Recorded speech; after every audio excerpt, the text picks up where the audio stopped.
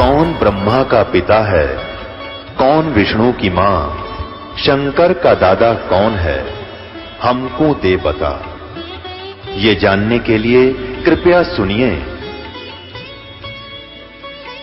जगत गुरु तत्वदर्शी संत रामपाल जी महाराज के अमृत वचन सर्व पवित्र धर्मों के पवित्र शास्त्रों के आधार पर। परम पिता परमात्मा पूर्ण ब्रह्म सारी सृष्टि के रचनहार कुल मालिक कबीर परमेश्वर जी हैं, कबीर देव जी हैं, परम पूज्य कबीर भगवान हैं।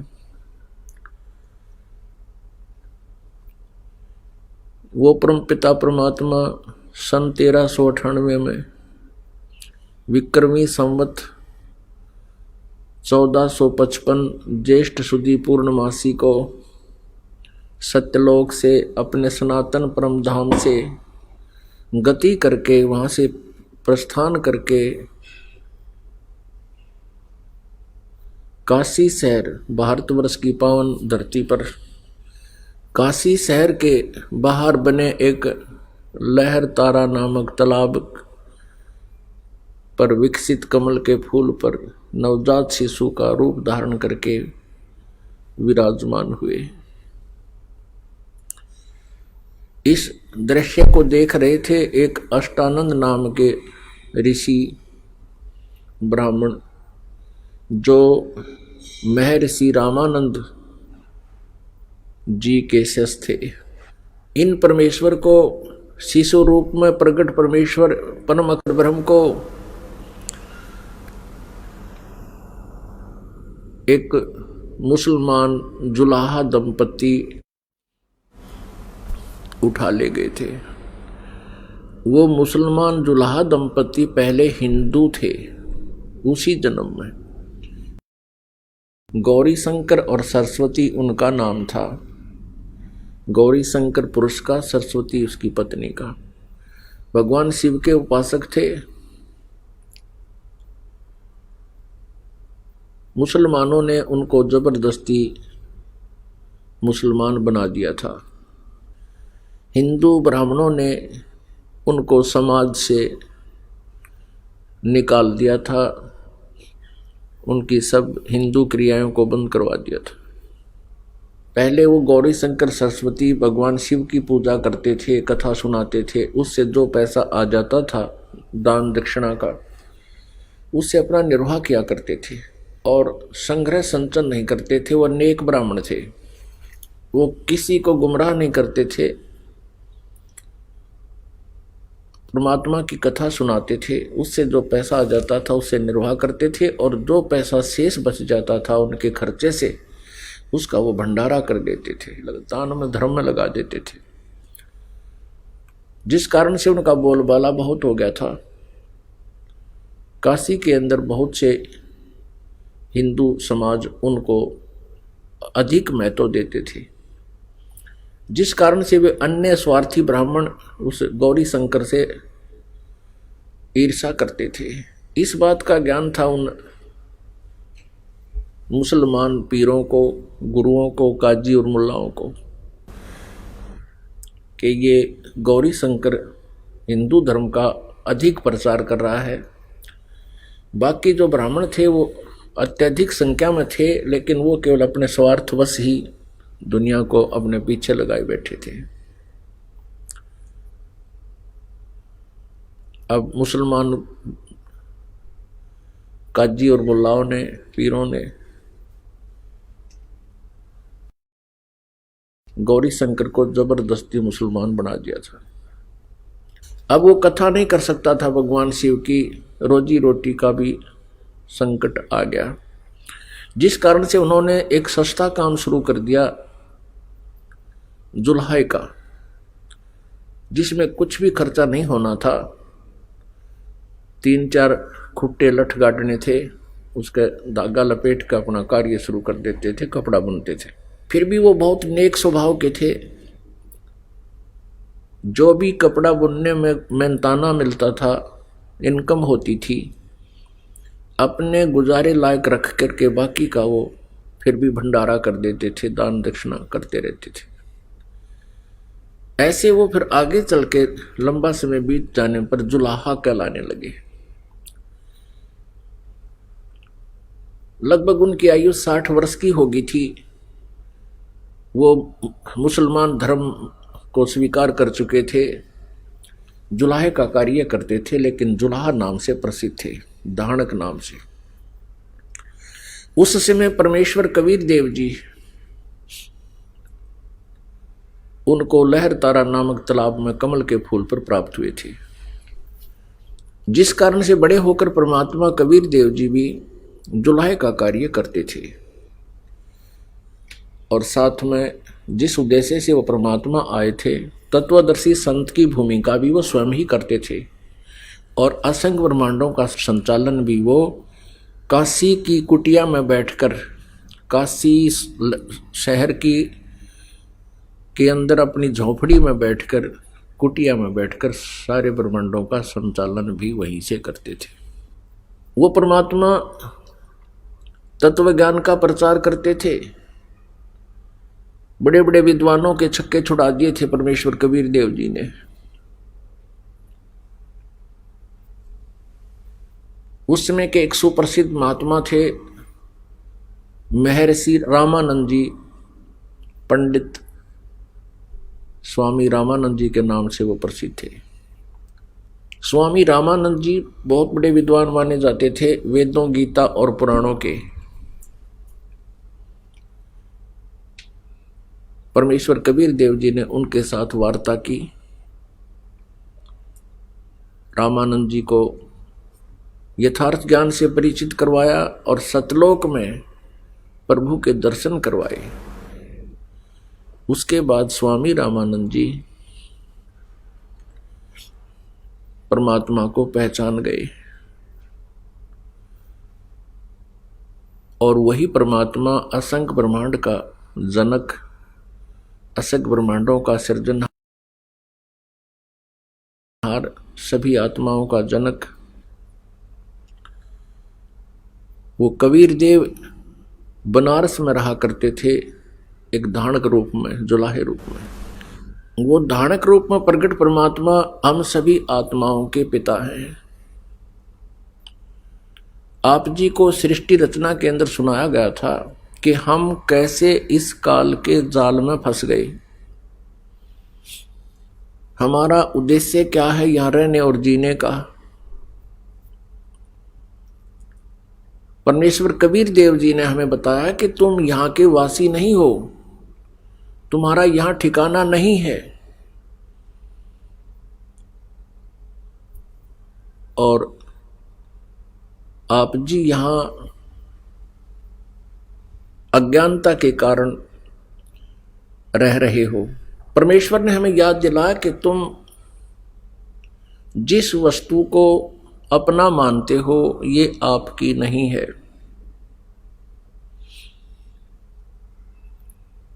और आप सतलोक के रहने वाले हो। सतलोक किसे कहते हैं, वो कौन सा स्थान है? श्रीमद् भगवत गीता अध्याय नंबर 18 के श्लोक नंबर 62 में 62 में कहा है, ये गीता ज्ञान दाता ब्रह्म बोल रहा है श्री कृष्ण जी में प्रवेश करके। ये कह रहा है कि अर्जुन, तू सर्व भाव से उस परमेश्वर की शरण में जा जिसकी कृपा से तू परम शांति को और सनातन परम धाम को प्राप्त होगा। वो सनातन परम धाम क्या है, परम शांति क्या है? परम शांति तभी होगी इस जीव को जब इसका जन्म और मृत्यु समाप्त हो जाएगा। जब तक जन्म और मृत्यु है, इसको शांति नाम की चीज नहीं प्राप्त नहीं है, इसको ना हो सकती है। जन्म और मृत्यु समाप्त होने के बाद हम कहाँ रहेंगे, कहाँ जाएंगे? हम सतलोक में, सनातन परम धाम में रहेंगे, जहां जाने के बाद भक्त साधक फिर लौटकर इस संसार में कभी नहीं आते। पुण्यात्माओं, अभी तक जिस भी संत आचार्य ऋषि मंडलेश्वर से प्रश्न किया जाता है कि गीता ज्ञानदाता अपने से अन्य किस परमेश्वर की शरण में जाने को कह रहा है, जो गीता जी अध्याय नंबर 18 के श्लोक नंबर 62 में प्रमाण है। ये तत्व ज्ञानहीन ऋषि मंडलेश्वर आचार्य और गुरु ये श्री कृष्ण जी को सर्वेश्वर मानते हैं। श्री कृष्ण जी कहो चाहे श्री विष्णु जी कहो, श्री कृष्ण जी और विष्णु जी को वो एक मानते हैं, केवल रूपांतर है। और जिस कारण से वो कहते हैं कि भगवान से और कौन हो सकता है, भगवान से उत्तम और कौन हो सकता है, भगवान से श्रेष्ठ कौन हो सकता है जिसकी शरण में जाने को कहे, तो भगवान अपनी ही शरण में जाने को कहता है। अरे उसकी शरण में तो अर्जुन पहले ही विद्यमान था। गीता जी अध्याय नंबर 2 के श्लोक नंबर 7 में स्पष्ट कहता है अर्जुन के हे भगवान, मैं आपकी शरण हूं, आपका शिष्य हूं, और हमारे जो हित में हो वो बातें मुझे बता, मेरी बुद्धि काम करना बंद करेगी। तो ये स्वयं भी भ्रमित हैं, ये आचार्य और मंडलेश्वर गुरु पवित्र हिंदू धर्म के, और जनता को भी भ्रमित करें, क्योंकि इनको तत्व ज्ञान नहीं था। और तत्व ज्ञान के बिना सदग्रंथ समझ में नहीं आ सकते। वैसे तो गीता ज्ञानदाता केवल गीता अध्याय नंबर 18 के श्लोक 62 में ही नहीं कह रहा कि उस परमेश्वर की शरण में जा, वह तो गीता अध्याय नंबर 18 के श्लोक 66 में भी यही कह रहा है कि सर्वधर्मान परित्यज माम एकम शरणम व्रज अहम तवा सर्व पापेभ्यः मोक्षामि मा शुच। अब इनने को इसी दृष्टिकोण से, इन अनुवादकर्ताओं ने इसी दृष्टिकोण से कि भगवान श्री कृष्ण से ऊपर और कौन भगवान हो सकता है जिसकी तरफ गीता ज्ञानदाता जाने का संकेत करे और कहे, इसलिए इन्होंने वर्ज का अर्थ भी उल्टा कर दिया। वर्ज का अर्थ जाना होता है, इन्होंने अज्ञानता के कारण अनुवाद के अंदर आना कर दिया।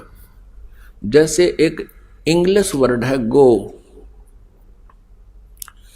उसका अर्थ है जाना, और उसका अर्थ कोई करता है कम कहीं किसी सेंटेंस में,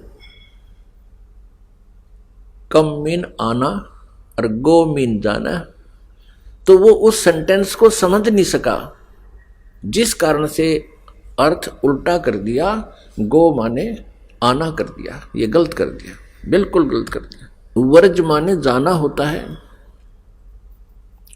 आना नहीं होता। तो इस रहस्य को अभी आपके समक्ष बताते हैं कि श्री कृष्ण जी इज विष्णु जी, ये सभी मानते हैं, और श्री विष्णु जी सतोगुण है, ये भी मानते हैं। अंडरस्टूड है, हम बहुत बार पढ़ चुके हैं, सुन चुके हैं। और श्री ब्रह्मा जी रजोगुण है और श्री शिव जी तमोगुण है। जैसा कि आपको सृष्टि रचना में बताया था कि इन तीनों गुणों की भक्ति करने वाले प्राणी मोक्ष प्राप्त नहीं करते। रजगुण ब्रह्मा, सतगुण विष्णु, तमगुण शिव जी। श्रीमद् भगवत गीता अध्याय नंबर 7 के श्लोक 12 से लेकर 15, 20 से लेकर 23, इनमें यही स्पष्ट किया गया है कि त्रिगुणमयी माया, तीनों गुण रजगुण ब्रह्मा, सतगुण विष्णु, तमगुण शिव जी से जो भी लाभ प्राप्त हो रहा है, तत्व ज्ञानहीन प्राणी उन्हीं तक सीमित हैं, उन्हीं की पूजाएं करते रहते हैं। वो मुझे नहीं बजते। गीता ज्ञानदाता ब्रह्म कह रहा है श्री कृष्ण जी में प्रवेश करके। 7वें अध्याय के 16 से लेकर 18 तक उन 3 श्लोकों में अपने विषय में कह रहे हैं गीता ज्ञानदाता कि मेरी साधना भी 4 प्रकार के करते हैं। एक अर्थार्थी, अर्थ, जिज्ञासु और ज्ञानी। इन तीनों को रिजेक्ट करता है गीता ज्ञानदाता और चौथे ज्ञानी को कहता है कि वो मुझे बहुत अच्छे लगते हैं क्योंकि उन्होंने अन्य देवताओं की पूजा त्याग कर केवल मुझ ब्रह्म की साधना ही प्रारंभ कर दी है। वो फिर 7वें अध्याय के 18वें श्लोक में कहता कि वो ज्ञानी आत्मा है तो नेक भद्र पुरुष है, लेकिन उनको तत्व ज्ञान ना होने से, परम अक्षर ब्रह्म की जानकारी ना होने से वो मेरे वाली अनुत्तम घटिया साधना में ही लीन है। अनुत्तम माने व्यर्थ। अब तत्व ज्ञानहीन व्यक्ति कहते हैं, उनसे कोई प्रश्न करता है कि गीता ज्ञानदाता 7वें अध्याय के 18वें श्लोक में अपनी साधना को अनुत्तम क्यों कह रही है? तो उसका कुछ तो अर्थ ऐसा करते हैं कि जिससे उत्तम और ना हो, इसलिए अनुत्तम का अर्थ ये बनता है। यहां पर कुछ कहते हैं अनुत्तम का अर्थ है सामान्य। इन्होंने परिभाषाएं बदल दी अज्ञानता के कारण। अनुत्तम का 4ठी कक्षा के बच्चे ने पूछ लो। अनुत्तम माने घटिया, अश्रेष्ठ, सभी बता देंगे। तत्व ज्ञान ना होने से इस प्रकार अर्थों के अनर्थ कर डाले और आप भी भ्रमित हैं। ये श्रद्धालु गुरुजी और अपने अनुयायियों को भी भ्रमित किए हुए हैं। अब यहाँ गीता ज्ञानदाता 7वें अध्याय के 18वें श्लोक में कह रहा है कि मेरी साधना भी अनुत्तम है क्योंकि जन्म और मृत्यु मेरी साधना से, ब्रह्म साधना से समाप्त नहीं होती। गीता जी अध्याय नंबर 4 के श्लोक नंबर 5 और 9 में गीता ज्ञानदाता कहता है कि मेरे और तेरे अर्जुन बहुत जन्म हो चुके हैं, तू नहीं जानता, मैं जानता हूं। मेरे जन्म और कर्म दिव्य हैं, अलौकिक हैं। गीता अध्याय नंबर 2 के श्लोक नंबर 12 में गीता ज्ञानदाता कहता है, अर्जुन तू और मैं और ये सभी योद्धा सैनिक पहले भी थे, आगे भी अपना जन्म होगा, ये ना सोच कि हम अभी अभी है। गीता जी अध्याय नंबर 2 के श्लोक नंबर 17 में कहता है कि अविनाशी तो उसको जान जिसको मारने में कोई सक्षम नहीं है और जिसने सब ब्रह्मांडों की रचना की है। वो अन्य परमात्मा है, गीता ज्ञानदाता से अन्य है और है। गीता जी अध्याय नंबर 10 के श्लोक नंबर 2 में गीता ज्ञानदाता कहता है कि मेरी उत्पत्ति को न तो ये देवता जानते हैं, न ऋषि, न ये सिद्ध पुरुष जानते हैं, क्योंकि इनकी उत्पत्ति मेरे से ही हुई है। क्योंकि ब्रह्मा विष्णु महेश का जन्म इस ब्रह्म और दुर्गा के संयोग से, पति पत्नी व्यवहार से हुआ है, तो पिता की उत्पत्ति को संतान नहीं जान सकती, दादाजी बता सकता है। अब हम काल की फर्द में चढ़ गए, किस कारण से हम अब इसके पुत्र हो गए, लेकिन वास्तव में हमारा पिता वो परम अक्षर ब्रह्म है, वो कबीर देव है। तो यह प्रसंग चल रहा है कि गीता ज्ञानदाता का भी जन्म और मृत्यु होता है, ये अविनाशी नहीं है। अब जिस कारण से ये अपनी साधना को भी अनुत्तम कह रहा है, घटिया कहता है। अब हम वहीं पर आते हैं कि जब तक जन्म मृत्यु है ये शांति प्राप्त नहीं हो सकती। इसलिए गीता ज्ञानदाता गीता अध्याय नंबर 18 के श्लोक नंबर 62 में और 66 में कह रहा है कि तू सर्वभाव से उस परमेश्वर की शरण में जा जिसकी कृपा से तू परम शांति को और सनातन परम धाम को प्राप्त होगा। सनातन परम धाम वो स्थान है जहां जाने के बाद प्राणी की फिर पुनः मृत्यु नहीं होती, ना वो वर्ध होता वहां पर। वहां ऐसी ही सृष्टि है, लेकिन वहां का मटेरियल ऑफ बॉडी वो अविनाशी है। वहां का जो हमें शरीर मिलेगा वो नाश नहीं होता, उसमें वृद्ध अवस्था नहीं है, वहां में नाड़ी का जोड़ जुगाड़ नहीं है, वहां पर हम जितना आहार करेंगे वो बॉडी में ही कंज्यूम हो जाएगा, उसका विसर्जन नहीं है। बहुत सुंदर आहार है वहां पर, हर तरह के संकट से वहां बचा जाएगा, वहां परम शांति होगी। अब यहां तक किसी का कब्ज हो रही है तो किसी का दस्त लग गए, किसी का डाइजेस्टिव सिस्टम खत्म हो रहा है कि तो बहुत तरह की समस्याएं इस शरीर में हमारे साथ रहती हैं। तो वहां ये भी नहीं है, तो परम शांति होगी, जन्म मृत्यु नहीं होगा, किसी का कोई कर्ज लोन नहीं होगा, और वहां कोई किसी के ऊपर एक प्रभु को छोड़कर अन्य कोई प्रभु नहीं होगा, सब एक जैसे दास भाव में रहेंगे। तो वहां एक जैसा आहार, एक जैसे रहन सहन, वहां राग द्वेष ऑटोमेटिकली समाप्त हो जाता है। अब गीता ज्ञानदाता से अर्जुन ने पूछा, गीता अध्याय नंबर 8 के श्लोक नंबर 1 में, कि हे प्रभु, आपने गीता अध्याय नंबर 7 के श्लोक नंबर 29 में जिस तत्व ब्रह्म के विषय में जानकारी बताई है कि उस तत्व ब्रह्म को जानते हैं और पूरे अध्यात्म ज्ञान से परिचित हैं, और जो सभी कर्मों से परिचित हैं, वो साधक केवल जरा और मरण से छूटने का ही प्रयत्न करते हैं। तो किम तत् ब्रह्म, 8वें अध्याय के प्रथम मंत्र में गीता ज्ञानदाता से अर्जुन ने पूछा, वो किम तत् ब्रह्म, वो तत् ब्रह्म क्या है जिसको जानने के बाद फिर व्यक्ति केवल जरा और मरण से, जरा माने बुढ़ापा, वृद्धावस्था, और मरण मृत्यु से ही छूटने का प्रयत्न करते हैं, इस संसार की किसी वस्तु की इच्छा नहीं रखते। तो वो किम तत् ब्रह्म, वो कौन है वो तत् ब्रह्म, क्या है वो तत् ब्रह्म? गीता ज्ञानदाता ने 8वें अध्याय के 3रे श्लोक में उत्तर दिया है कि वो परम अक्षर ब्रह्म है। पुण्यात्माओं, गीता ज्ञानदाता श्री कृष्ण में प्रवेश करके वो ब्रह्म है, सर्वपुरुष है, ये काल रूपी ब्रह्म है।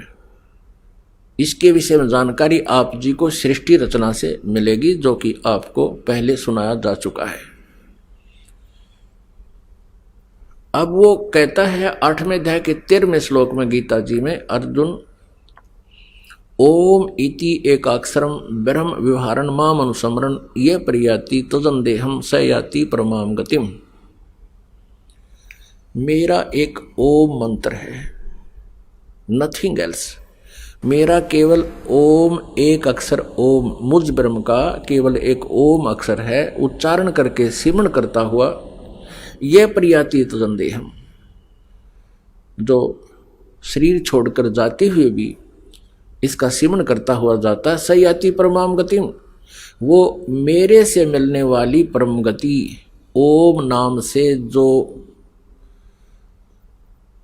जितना राहत मिलती है, जितनी गति होती है, वो कितनी होती है, वो प्राप्त होती है। वो कितनी होती है? गीता जी अध्याय नंबर 8 के श्लोक नंबर 16 में कहा है कि ब्रह्मलोक पर्यंत सभी पुनरावर्ती में है सभी लोग।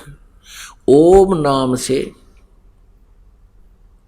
जो गति होती है वो ब्रह्मलोक प्राप्ति होती है, और ब्रह्मलोक में गए हुए प्राणी भी फिर जन्म मृत्यु के अंदर है, गीता जी बता रही है। तो ओम नाम के जाप से, यानी ब्रह्म की साधना से भी परम गति नहीं हुई, यानी परम शांति नहीं हुई।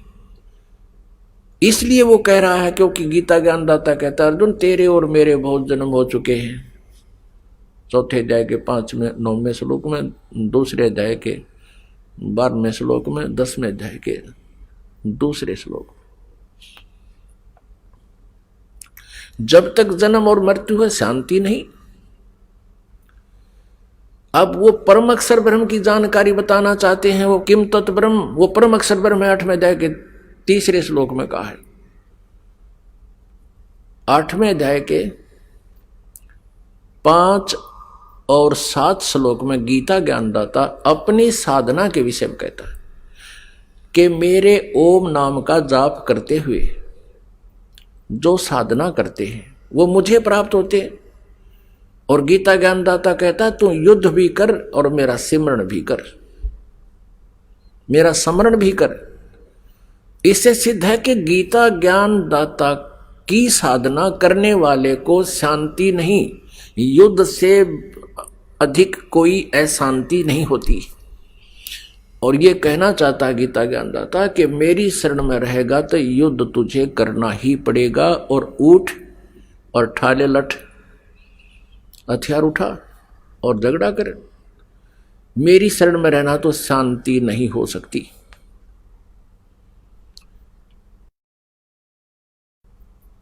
अब गीता अध्याय नंबर 8 के श्लोक 6 में कहा है कि एक नियम है, अंत समय में जो साधक जिस भी इष्ट की साधना करता हुआ जाता है वो उसी के भाव में भावित रहता है। यानी अंत समय में जिसमें आस्था होती है उसी को प्राप्त होता है। 8वें अध्याय के 5 और 7 में गीता ज्ञानदाता कहता है मेरी भक्ति कर और युद्ध भी कर, मेरा स्मरण भी कर और युद्ध भी कर, मुझे प्राप्त होगा। उसके तुरंत बाद 8वें अध्याय के 8, 9 और 10 श्लोकों में उस परम अक्षर ब्रह्म की साधना के लिए कहा है। 8, 9, 10 8वें अध्याय के गीता जी के 8वें अध्याय के 8, 9, 10 श्लोक में 3 श्लोकों में कंटिन्यूसली बताया है गीता ज्ञानदाता ने कि उस परम अक्षर ब्रह्म की जो साधना करता है, अर्थात उस दिव्य परम पुरुष की जो भक्ति करता है जो गीता ज्ञानदाता से अन्य है, तो उसी को प्राप्त होता है भक्ति के बल से, योग के बल से। योग माने साधना, उस साधना की भक्ति की शक्ति से। अब साधना क्या होती है? मंत्र का जाप, यज्ञ आदि धार्मिक अनुष्ठान करना, यह भक्ति होती है। अपनी भक्ति बता दी कि केवल ओम नाम है ब्रह्म का, इससे अतिरिक्त कोई भी मंत्र कोई जाप करता, हरे राम हरे कृष्ण राधे श्याम सीताराम राधे राधे श्याम मिला दे, ओम नमः भागवते वासुदेव नमः, ओम नमः शिवाय, ये मनमाना आचरण है जो मोक्षदायक नहीं है, कोई लाभ इनसे नहीं होता। अब गीता जी को शिरोधार्य मानते हैं ये श्रद्धालु, और गीता जी में कहीं हरे राम हरे कृष्ण सीताराम राधे श्याम ओम नमः शिवाय ये मंत्र है कहीं नहीं।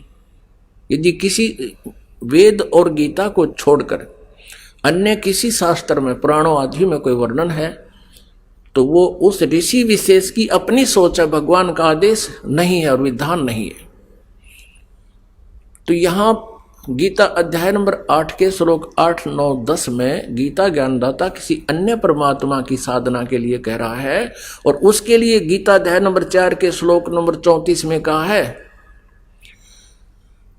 कि जो तत्व ज्ञान सच्चिदानंद घन ब्रह्म की वाणी में है, 4 अध्याय के 32वें श्लोक में, उस तत्व ज्ञान को तत्वदर्शी संतों के पास जाकर समझ उस परमात्म तत्व की, यानी गीता ज्ञानदाता से अन्य जो परमात्मा परम अक्षर ब्रह्म है उसकी जानकारी वही बताएंगे। गीता ज्ञानदाता को उसका पता नहीं। फिर गीता ज्ञानदाता ने कहा है कि उस तत्वदर्शी संत की पहचान बताई है अध्याय नंबर 15 के श्लोक नंबर 1 से लेकर 4 में। 1 में बताया है कि उल्टा लटका हुआ संसार रूपी वृक्ष है, ऊपर को मूल मालिक तो जड़ है उसकी, और नीचे तीनों गुणों रूपी शाखा है, रजगुण ब्रह्मा सतगुण विष्णु तमगुण शिव जी। और इस पूरे संसार रूपी वृक्ष के सभी विभागों को, जड़ कौन है, तना कौन है, डार कौन है, शाखा कौन है, पत्ते कौन है, जो संत ये बता देगा, बिल्कुल डिफाइन कर देगा भिन्न भिन्न, स वेदविद, वो वेद के तात्पर्य को जानने वाला है, अर्थात वो तत्वदर्शी संत है। परमेश्वर कबीर देव जी स्वयं आए थे, उस समय स्वयं ही वो तत्व ज्ञान का प्रचार करते थे। कहते थे अक्षर पुरुष एक पेड़ है, निरंजन वा की डार, और तीनों देवा शाखा है, ये पात रूप संसार। अब यहां अक्षर पुरुष आया है, अक्षर पुरुष एक पेड़ है, जैसे जमीन से बाहर जो हिस्सा दिखाई देता है तुरंत बाद वो तना होता है। अक्षर पुरुष तो तना है उस पेड़ का, संसार रूपी वृक्ष का। और सरपुरुष जिसे ज्योति निरंजन भी कहते हैं, काल रूपी ब्रह्म भी कहते हैं, जिसे ब्रह्म भी कहा जाता है, वो डार है जो तने से तुरंत निकलती है, मोटी डार।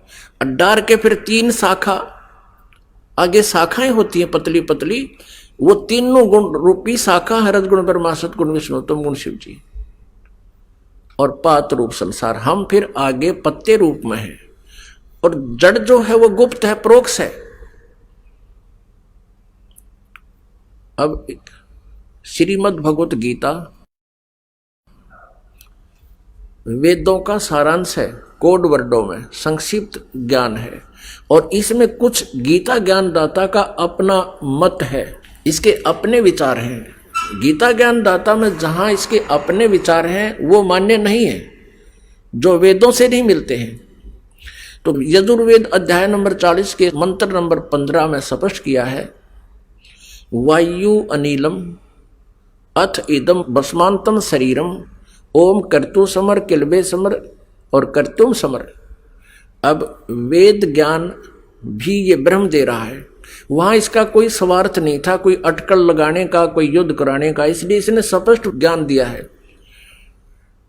और यहां गीता ज्ञान बोलते समय इसका उद्देश्य केवल युद्ध करवाना ही था, क्योंकि अर्जुन मना कर रहा था और श्री कृष्ण भी पहले मना कर रहे थे। अब श्री कृष्ण में प्रवेश करके ये काल ये युद्ध करवाना चाह रहा था, इसलिए इसने अपना मत भी प्रवेश कर दिया श्रीमद् भगवद गीता में।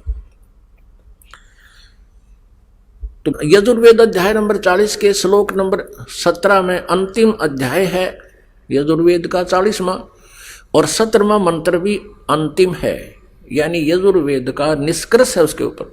उसमें लिखा है कि ये वेद ज्ञानदाता ब्रह्म है, ये कह रहा है कि वो परम अक्षर जो पूर्ण परमात्मा है वो तो परोक्ष है, वो तो गुप्त है ऊपर, और मैं ब्रह्म हूं, मैं ब्रह्म लोक रूपी आकाश में रहता हूं, मेरा ओम नाम है, वो गुप्त है। तो यहां गीता अध्याय नंबर 15 के श्लोक 1 से 4 में है और 16 और 17 में है। ये निर्णायक ज्ञान है इस पूरे अध्यात्म ज्ञान का। अब यहां बताया कि अक्षर पुरुष एक पेड़ है और निरंजन ये सरपुरुष है, सरपुरुष, इसको सरपुरुष भी कहते हैं निरंजन, वाकी डार और तीनों देवा शाखा हैं, ये पात रूप संसार। अब आपको दिखाते हैं एक चित्र, श्रीमद् भगवत गीता अध्याय नंबर 15 के श्लोक नंबर 1 से 4 और 16-17 को समझने के लिए इस चित्र का देखना अनिवार्य है। अब देखिएगा संसार रूपी वृक्ष का चित्र। ये समझो एक संसार रूपी वृक्ष है, उल्टा लटका हुआ, ऊर्ध्व मूलम अधः शाखम, ऊपर को जड़ और नीचे को तीनों शाखा वाला यह संसार रूपी पीपल का अविनाशी वृक्ष कहा गया है। और इसके छंदासी यानी इसके विभाग पत्ते आदि जो हैं, जो इनको जानता है, इन सभी विभागों को जो जानता है स वेदविद, वो तत्वदर्शी संत है। यहां देखिएगा, अब ये जो जमीन से बाहर दिखाई देता है ये एक पेड़ कहलाता है। अक्षर पुरुष एक पेड़ है और निरंजन ये मोटी डार, निरंजन वाकी डार, ये अक्षर पुरुष तो तना है, इसको परब्रह्म भी कहते हैं, अक्षर पुरुष भी कहते हैं और परब्रह्म भी कहते हैं, यानी ब्रह्म से नेक्स्ट।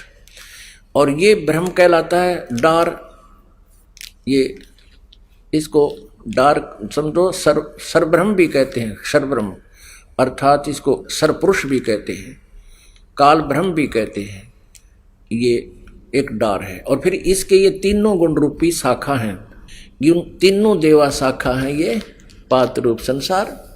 अब हम और आप तो यहां लटके हुए हैं, इनसे आगे हैं।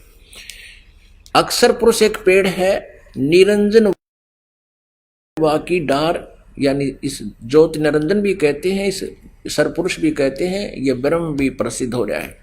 और तीनों देवा शाखा है ये पात रूप संसार। अब ये जड़ कौन है? ये परम अक्षर ब्रह्म है, जो तीनों लोकों में प्रवेश करके सबका धारण पोषण करता है। ये परम अक्षर ब्रह्म है, पूर्ण ब्रह्म है, परमेश्वर है। अब आप जी को श्रीमद् भगवत गीता दिखाते हैं, देखिएगा। ये है श्रीमद् भगवत गीता, जयदयाल गोविंद का इसके अनुवादक है। अध्याय नंबर 15, अथ पंचदशो अध्याय। इसका प्रथम मंत्र ये देखिएगा। ऊर्ध्व मूलम अधः शाखम। ऊर्ध्व माने ऊपर को, अधः माने नीचे को, अश्वत्थम प्राहु अव्यम, छंदासी यस्य प्रणानी ये तम वेद स वेदवित। ये प्रथम मंत्र है। इसका अर्थ है कि ऊपर को जड़ वाला, नीचे को शाखा वाला, ये संसार रूपी पीपल का वृक्ष अविनाशी कहा गया है। छंदासी यस्य प्रणानी, इसके विभाग हैं पत्ते आदि।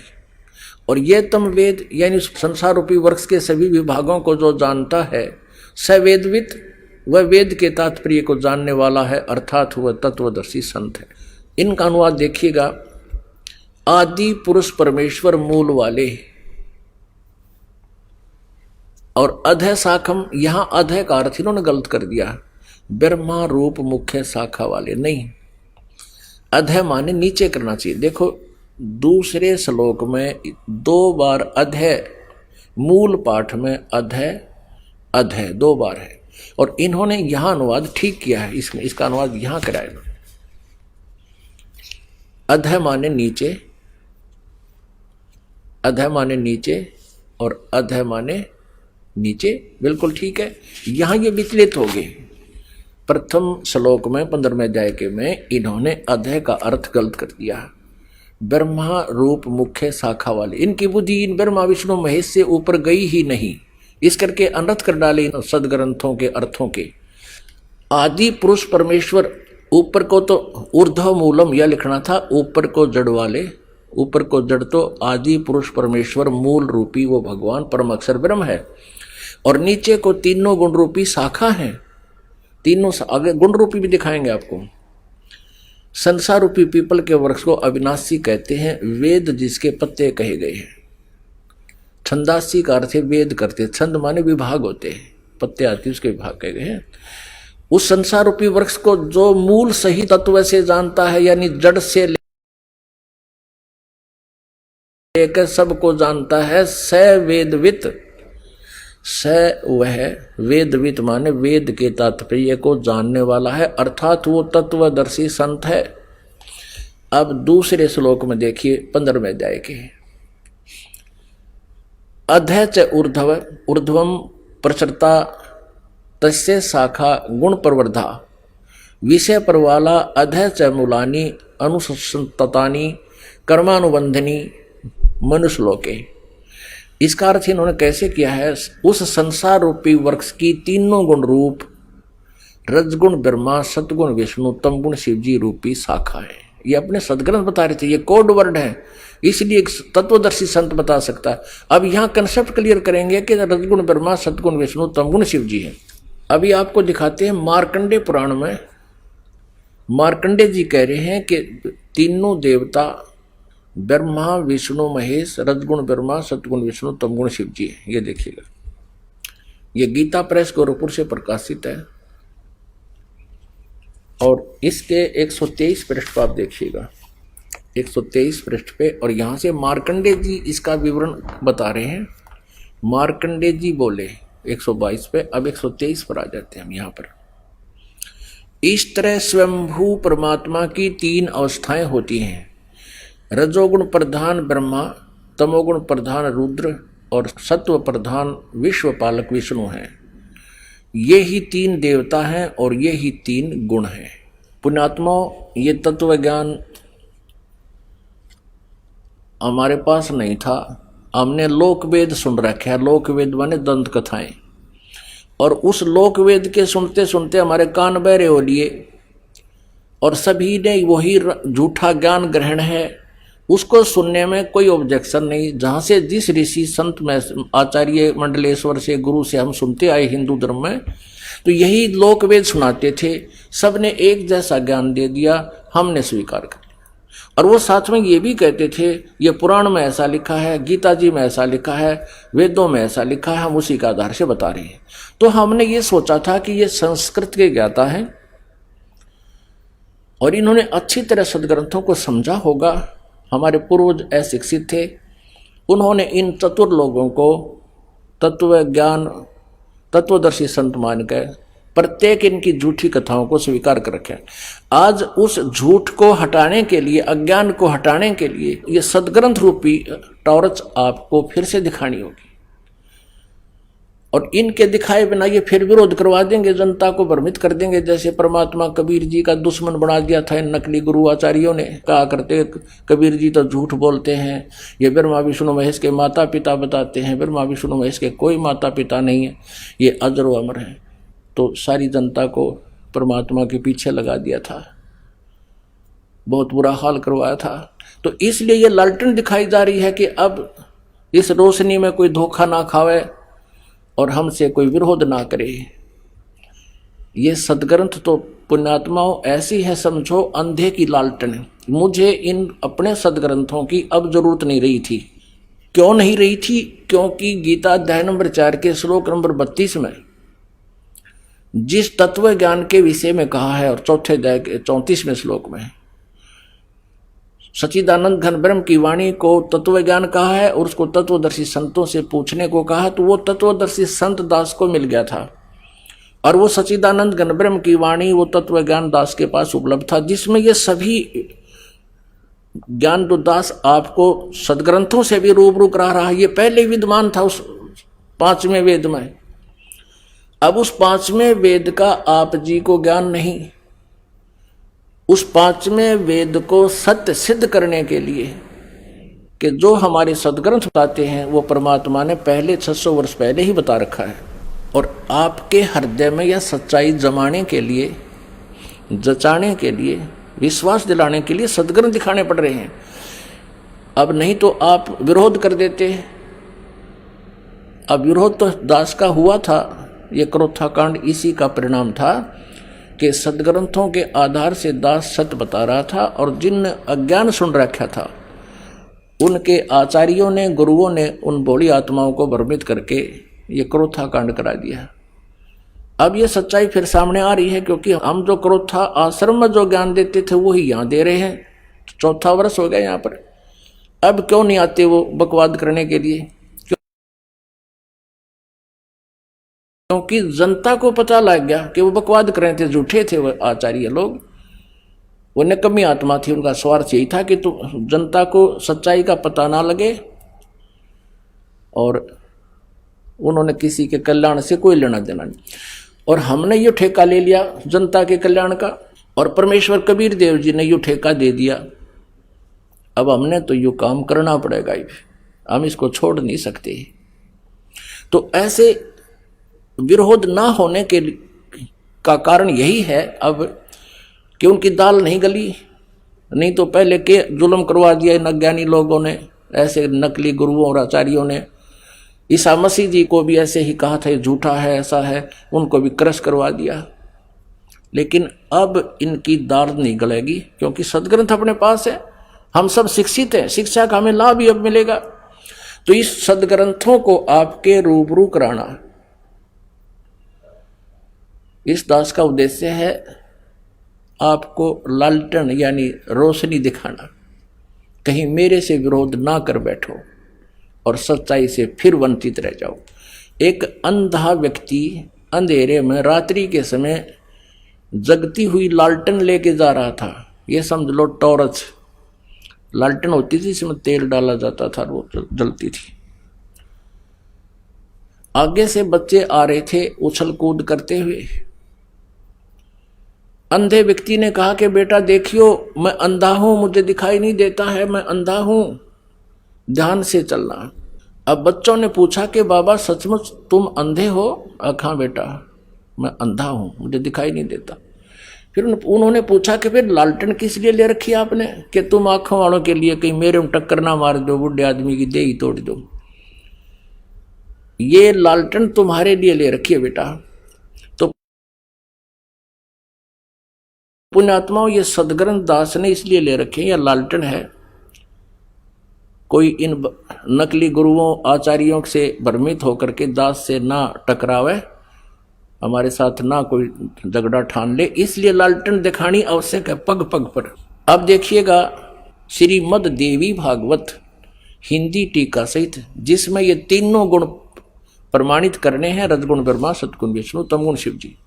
अथ देवी भागवतम सभाष्टीकम सहमात्यम, खेमराज श्री कृष्ण दास प्रकाशन बंबई। अब तीसरे स्कंद पर आते हैं। अथ श्री मद देवी भागवते बासा टीका युक्ते तृतीय स्कंद प्रारंभते। अब इसके 11 नंबर पृष्ठ पर आपको दिखाते हैं। ये 11 नंबर पृष्ठ है और ये है 5वां अध्याय, तृतीय स्कंद का 5वां अध्याय, और 5वें अध्याय का 8वां मंत्र हम पढ़ेंगे श्लोक। ये 7वां श्लोक समाप्त हुआ, 8वां प्रारंभ होता है। हे माता, भगवान शंकर जी कह रहे हैं दुर्गा से, अपनी मां से, हे माता, यदि हमारे ऊपर सदा आप दया युक्त हो तो हमको यानी मुझे तमोगुण में किस प्रकार प्रदान किया है, ब्रह्मा रजोगुण और हरि यानी विष्णु को सतोगुण क्यों युक्त किए। अब ये तो आपने हिंदी पढ़ी, यहाँ इसकी संस्कृत है। 7वां श्लोक समाप्त हुआ, 8वां प्रारंभ होता है। यदि दया धर्मना न सदा अंबिके कथम अहम विहिता च, यदि आप दयालु हैं हमारे ऊपर तो हमें क्यों बना दिया, कथम अहम विहिता च, मैं क्यों बना दिया, तमोगुण है, तमोगुण। और कमल जय, कमल से उत्पन्न होने वाले ब्रह्मा को रजोगुण संभव, उसको रजोगुण क्यों बनाया, सुविहिता क्यों सतोगुण हरि, और विष्णु जी को आपने सतोगुण क्यों बना दिया। अपने आत्माओं, अब आपके समझ में आएगा पवित्र श्रीमद् भगवत गीता जी का अमृत ज्ञान।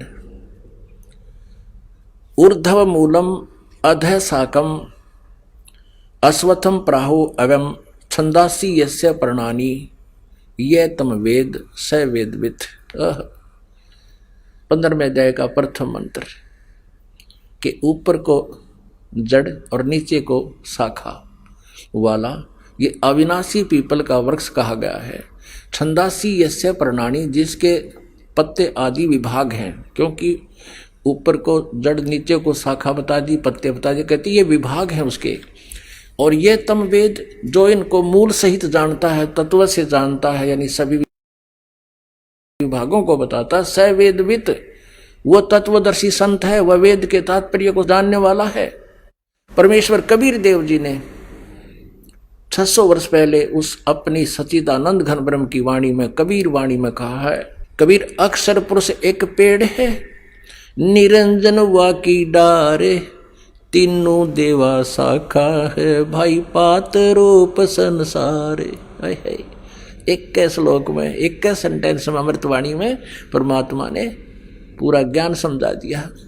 अब ये तो आपने पढ़ लिया प्रथम मंत्र 15वें अध्याय का, ये देखिएगा। अब दूसरा पढ़ाते हैं, अध्याय नंबर 15 पंचदशो है, और इसका प्रथम मंत्र आपने पढ़ लिया। आदि पुरुष परमेश्वर मूल वाले, ऊर्ध्व मूलम माने ऊपर को जड़ वाले, और नीचे को अधः शाखम, नीचे को शाखा वाला। ये संसार रूपी पीपल के वृक्ष को अविनाशी कहते हैं। और जिस वेद नहीं, इसके विभाग आदि पत्ते हैं। और उस संसार वृक्ष को जो पुरुष, जो व्यक्ति मूल सहित, जड़ से लेकर पत्तों सहित तत्व से जानता है, वह वेद के तात्पर्य को जानने वाला है, अर्थात वह तत्वदर्शी संत है। अब दूसरा इसमें लिखा है कि उस संसार वृक्ष की तीनों गुण, रूप, रजगुण ब्रह्मा, सतगुण विष्णु, तमगुण शिवजी रूपी ये विषय पर वाला, ये विषय विकारों की शाखा हैं, शाखाएं। अधः माने नीचे और ऊर्ध्व माने ऊपर, प्रस्था माने फैली हुई है। ये मनुष्य लोक में कर्मों के अनुसार बांधने वाली मूलानी माने मुख्य कारण है, ये जड़ नहीं है।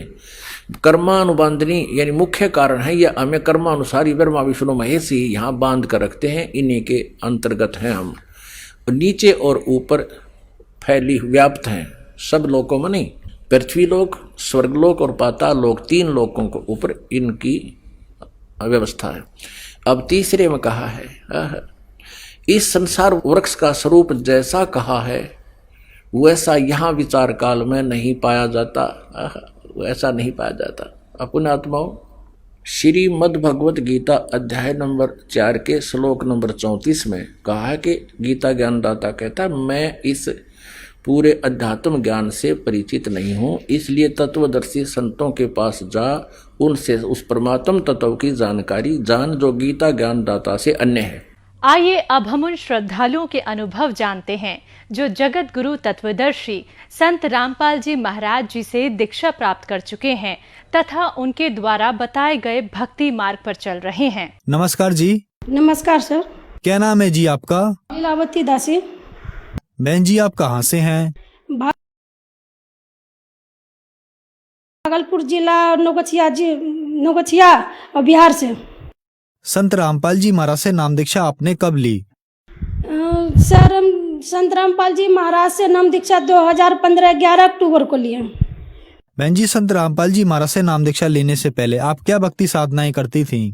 संत रामपाल जी महाराज के शरण में आने से पहले सभी देवी देवता का पूजा करते थे हम, और बहुत से कष्ट में हम पड़ गए। देवी देवता को पूछते पूछते हम बहुत से कष्ट में पड़ गए। तब हमें कोई मतलब कि गोपाल दास मिला, बोला क्या चाची, हम आंटी लगते थे, बोला कि चाची तुम 5 साल से बीमार हो तो ये संत रामपाल जी से दीक्षा ले लो। तो हम बोले कि संत रामपाल जी से यदि दीक्षा ले लेंगे तो हम पूरी तरह से ठीक हो जाएंगे। तो वह भगत जी बोले, गोपाल दास बोले कि हाँ चाची तुम ठीक हो जाओगे। तो हम 2015 11 अक्टूबर को नाम दीक्षा ले लिए संत रामपाल जी महाराज से। संत रामपाल जी महाराज से नाम दीक्षा लेने के बाद क्या आपको लाभ भी मिले? संत रामपाल जी के शरण में आने के बाद हमको तो ये लाभ हुए, जो हम 5 साल से बीमार थे, हमारा जो है दिमाग जो माथा काम नहीं करता था और कोई भी काम करते थे आदास मेरी चली जाती थी। 5 साल से दवाई खाते थे, जो भी पैसा हम कमाते थे डॉक्टर के पीछे लगाते थे, और दवाई जब मेरी खत्म होने लगती थी तो हम सोचने लगते थे अब तो मेरी 5 दिन की दवाई है, अब तो हम कैसे जिएंगे। हम तो फिर जितना बीमार पहले से थे फिर हम उतना बीमार हो जाते थे। फिर संत रामपाल जी महाराज के से दीक्षा लिए तब हम ठीक हुए। हमारा लड़का अनुज दास है, उसका जो है ना लीवर पूरी तरह से डैमेज हो चुकी थी, और भागलपुर में डॉक्टर से दिखाए और कई डॉक्टर से दिखाए, उन्होंने बोला कि ये यहाँ ठीक नहीं हो सकता, इसको पटना ले जाओ। जब हम पटना ले गए सर तो वहाँ भी आईसीयू में हमारे लड़के को भर्ती किए। डॉक्टर आए तो कुछ नहीं बोले, बोलते डॉक्टर क्या हुआ है, बोलता कि इसकी रिपोर्ट तो पॉजिटिव आ रही है, नेगेटिव तो आ नहीं रही, हम क्या बता सकते हैं। तो हम परमात्मा गुरु जी बंदी छोड़ संत रामपाल जी से अरदास लगाए तो गुरु संत रामपाल जी महाराज ने बोले कि बेटा कोई चिंता करने की बात नहीं है। हमने सोचे क्या, अब परमात्मा गुरु जी संत रामपाल जी महाराज बोल दिए कि बेटा आप कोई चिंता करने की बात नहीं है। तो हमें याद आती है कि संत रामपाल जी तो अपने वचन में बोलते हैं कि जब वह हंसा धनी के हो जाए तो सब चिंता मिट जावे। तो हम तो उस बंदी छोड़ संत रामपाल जी के शरण में आ चुके थे। तब मेरा लड़का आईसीयू में जब भर्ती था, संत रामपाल जी महाराज आए और बोला अनुज दास तुम कैसे हो। हमारा लड़का बोला कि गुरु जी हम ठीक हैं। तो सर हम संत रामपाल जी महाराज बोलते बेटा तुम ठीक नहीं हो सकता, तुम ठीक नहीं हो, तुम कैसे बोल रही हो को ठीक हो, तुमने तो 13 दिन से खाना नहीं खाया है और तुम कैसे बोलते हो कि तुम ठीक हो। अब बेटा तुम खाना भी खाओगे और खाना में तुम अपने मम्मी से खिचड़ी ही खाने के लिए मांगना। तब भगत जी मेरे लड़का 13 दिन से जब खाना नहीं खाए थे तो हमारे पास कुछ नहीं था, उस समय हम हॉस्पिटल में थे, कुछ नहीं था।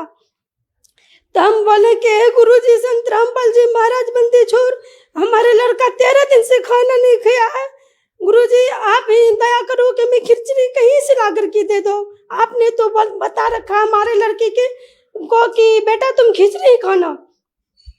तो अब गुरुजी हम खिचड़ी अब कहाँ से लाए हैं पटना में, हमें भीख मंगवा लो लेकिन खिचड़ी हमको दे दो।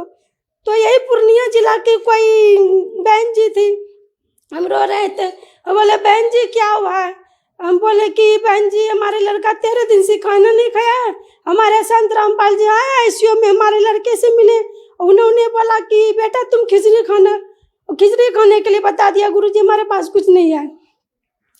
तो वह बहन जी बोली कि तुम जितना चाहो ले जाओ, दाल चावल गैस सिलेंडर कुछ भी, तुम अपने लड़के को खिचड़ी बना करके दो। तो हमने उसी के दाल चावल सब लिए और अपने लड़कों को अनुजदास को खिचड़ी खिलाना चालू कर दिया।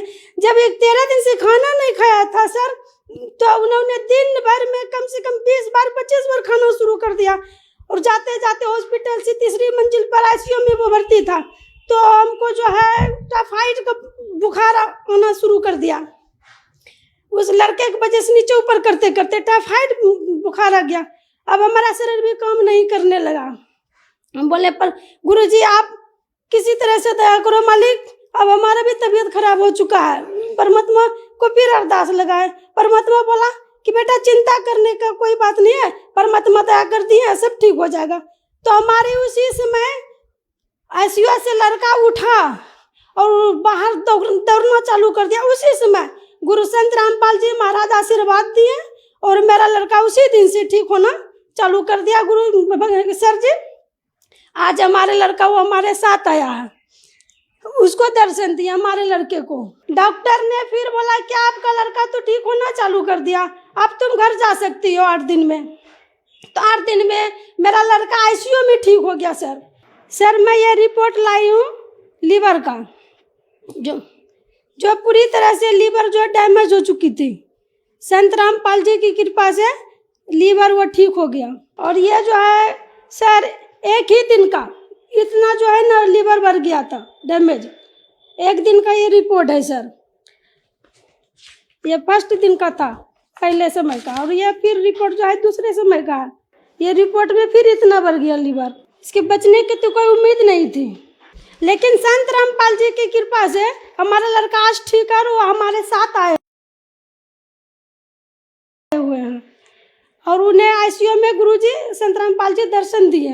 और तीसरा लाभ भगत जी ये हुआ कि हमारा पति जो है सीढ़ी से गिर गया था, ये माथा ये फ्रैक्चर हो चुका है, इसमें नाक का हड्डी टूट चुका, नाक से ब्लड और मुंह से ब्लड जाने लगा। हम तो बोले परमात्मा हम तो गए, अब कहीं का नहीं रहे।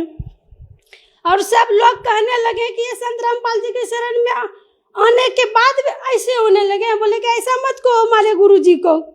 तो फिर गुरुजी से हम प्रार्थना किया, तो गुरुजी ने फिर यही बात बोलता है अरदास में कि बेटा चिंता करने की कोई बात नहीं है। तो हमारे भगत जी फिर ठीक हो गए। और फिर 21 मार्च 2020 में फिर नाक से ब्लड चलना चालू कर दिया। 1 किलो 1.5 किलो लगभग ब्लड चल गया नाक से हमारे भगत जी को। फिर बोले परमात्मा हम तो फिर गए, मालिक किसी तरह से दया कर दो मालिक, हमारे पति के ही घर चलता है, भरोसे घर चलता है मालिक, आप किसी तरह से दया कर दो। फिर संत रामपाल जी से अरदास लगाए, तो फिर बोला बेटा कोई चिंता करने की बात नहीं है। तो हम तो ये सोच लिए कि जब मालिक बोलता है चिंता करने की बात नहीं, फिर तो हम बेकार की चिंता कर रहे हैं। तो संत रामपाल जी महाराज आए फिर दया कर दिए, तो आज हमारे भगत जी ठीक है। और भगत जी हमें जो है 5 साल से जो हम बीमार थे, तो भूत प्रेत की हमें बाधाएं थी, आर्थिक स्थिति बहुत खराब थी और सब कुछ मतलब कि खराब ही खराब थी। और आज संत रामपाल जी जब से हम शरण में आए हैं तब से हमारा आर्थिक स्थिति और शारीरिक भी सब कुछ मेरा सब कुछ ठीक है, कोई कष्ट नहीं सर। आपने बताया कि संत रामपाल जी महाराज की शरण में आने के बाद आपको बहुत सारे लाभ मिले। तो जो दर्शक आज आपको टीवी पर देख रहे हैं और वो भी किसी न किसी बीमारी से ग्रस्त हैं और संत रामपाल जी महाराज से नाम दीक्षा लेना चाहते हैं, तो कैसे ले सकते हैं?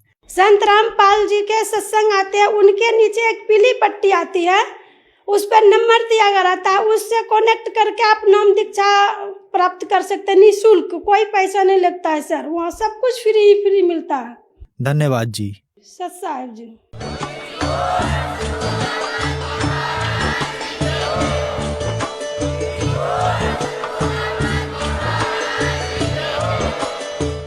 सुन रहे थे जगत गुरु तत्वदर्शी संत रामपाल जी महाराज जी के मंगल प्रवचन। अधिक जानकारी के लिए विजिट कीजिए हमारी वेबसाइट www.jagatgururampalji.org। संत रामपाल जी महाराज जी के शुभ आशीर्वाद से पूरे विश्व भर में 500 से भी ज्यादा नाम दीक्षा केंद्र हैं, जिन पर संत रामपाल जी महाराज जी द्वारा ऑनलाइन निशुल्क नाम दीक्षा दी जा रही है। अपने नजदीकी नाम दीक्षा केंद्र का पता करने के लिए संपर्क करें 822288